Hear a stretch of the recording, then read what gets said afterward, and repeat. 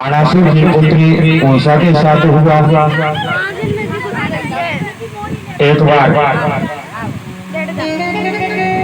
रुक्मी अपने पुराने अपमान का बदला लेने के लिए भगवान से युद्ध करने आया तो बलराम जी ने उसका वध कर दिया। बोलो बलदेव भगवान की। उसके बाद भगवान ने बाणासुर का वध किया और इसके पश्चात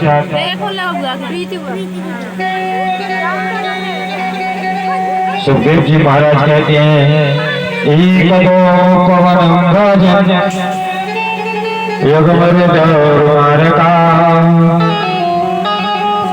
एक बार एक नग नाम के राजा थे। इक्ष्वाकु के पुत्र नग, वो क्या है नित्य प्रतिदिन ब्राह्मणों को गैया दान करते थे। अब ब्राह्मणों को गाय दान करते थे तो अब नित्य प्रतिदिन गाय दान करते। अब एक दिन की बात है कि उन्होंने एक ब्राह्मण के लिए गाय दान की और वो गैया ब्राह्मण के यहाँ से छूटकर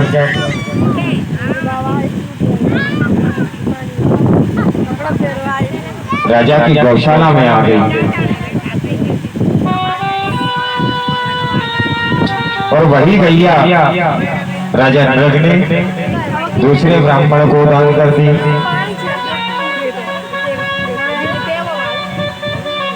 अब जिस ब्राह्मण को पहले दान की वो ब्राह्मण गैया को ढूंढता ढूंढता उस ब्राह्मण के यहाँ पहुंच गया।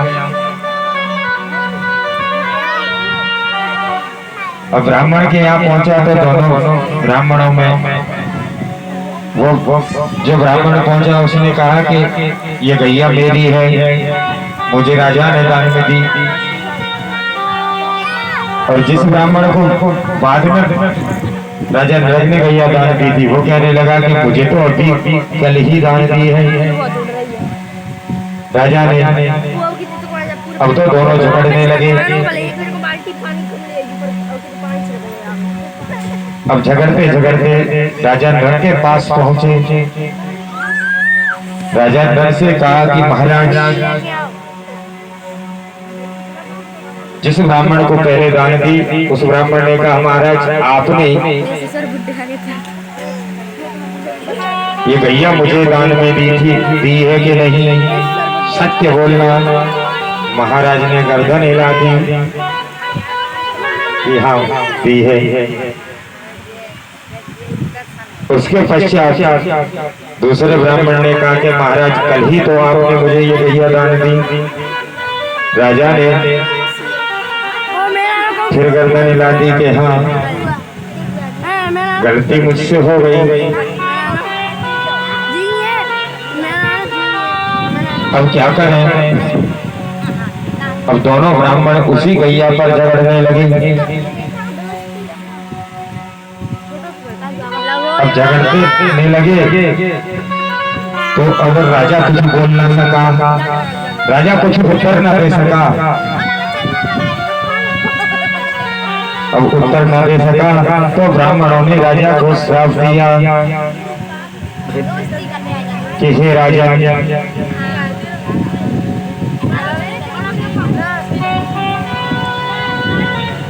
आप ने एक वस्तु को दो ब्राह्मणों को दान कर दिया और आप कोई फैसला नहीं कर पा रहे हो तो हम आपको श्राप देते हैं कि आप गिरगिट हो जाओ।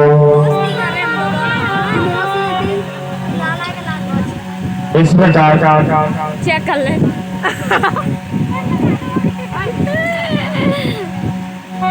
राजा नग को श्राप ब्राह्मणों ने दिया और राजा नग गिरगिट हो गए हैं।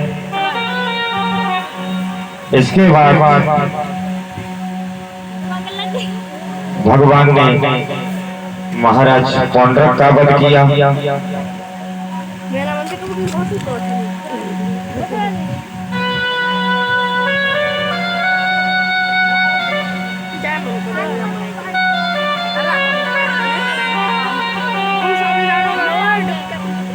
काशी के महाराज कोंडक राज्य करते हैं और कहते हैं कि मैं ही वासुदेव कृष्ण हूँ। अपने आप को भगवान कहते हैं। अब अपने आप को भगवान कहते हैं। तदर्थं तदुपाकर्ण्यं पौंड्रकस्य कविरसा उग्रसेनादय सत्य उच्चके अच्युतादरा। अपनी नगरी में कहते हैं कि मैं ही वासुदेव कृष्ण हूँ। अब भगवान के भक्तों को वो परेशान करने लगे कि मुझको ही भगवान मानो। अपने आप को भगवान कहने लगा और अपनी पूजा करवाने लगा। तो भगवान गए पौंड्रक की नगरी में और पौंड्रक का वध किया।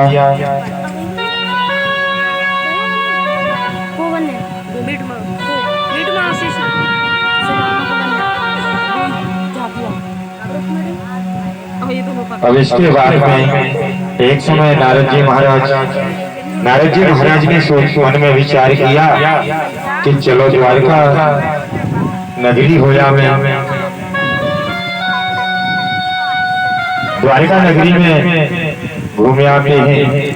तो नारद जी महाराज द्वारका नगरी में पहुंचे कि भगवान ने 16,108 विवाह किए हैं। तो भगवान कैसे रहते हैं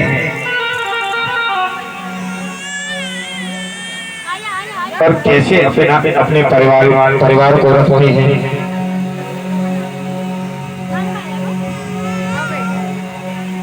अथो सस्यो प्रत्याया कुकुटान पूजा तपोसनम। अब तो नारद जी महाराज द्वारका नगरी में जाकर के भगवान की दिनचर्या देख रहे हैं। अब नारद जी महाराज भगवान के महल में गए तो भगवान ने उनका खूब स्वागत सत्कार किया और भोजन आदि कराया। भोजन के बाद में नारद जी महाराज रात्रि विश्राम को गए। क्यों? क्योंकि नारद जी महाराज को देखना था कि भगवान कैसे रहते हैं, कैसे अपने परिवार को साथ में एक साथ लेकर के रहते हैं। आज का लास्ट दिन है तो ठाकुर जी की लीला। नारद जी महाराज रात्रि विश्राम को रुके तो रात्रि विश्राम किया। अब नारद जी महाराज ठाकुर जी के सभी रानियों के महल को देखते हैं। कभी रुक्मिणी के महल में जाते हैं तो ठाकुर जी विश्राम कर रहे हैं और जामवती के महल में गए तो ठाकुर जी भोजन कर रहे हैं। अन्य अन्य रानियों के महलों में प्रवेश किया तो ठाकुर जी अन्य अन्य कार्य कर रहे हैं। किसी के में भोजन कर रहे हैं, किसी के में शयन कर रहे हैं, किसी के में बैठ के भजन कर रहे हैं। तो नारद जी महाराज मोहित हो गए, भगवान के चरण पकड़ लिए और भगवान से आशीर्वाद प्राप्त करके नारद जी महाराज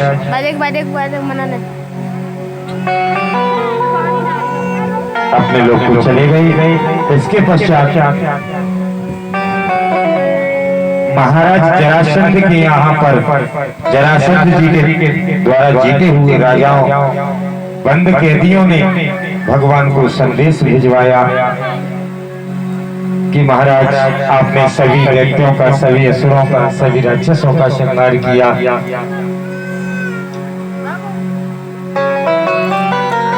तो आप इस जरासंध का भी संहार करो और हमें मुक्ति कराओ।